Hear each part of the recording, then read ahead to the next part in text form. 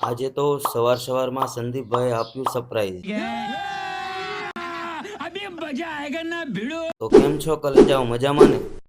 સવારમાં નાસ્તો કરવાનો બાકી હતો, પછી હું ગયો રસોડામાં, ત્યાં મારી મમ્મી બનાવતા હતા દાળ ભાત. શાબાશ! પછી હું આવી ગયો ખેતરમાં, કેમ કે આપણે તલમાં પાણી વાળવાનું હતું.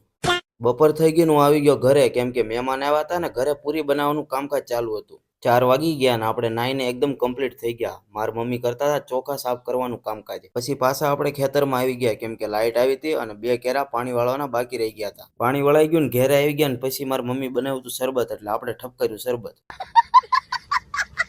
તોય છતાં ભૂખ લાગી એટલે બેહી ગયા નાસ્તો કરવા.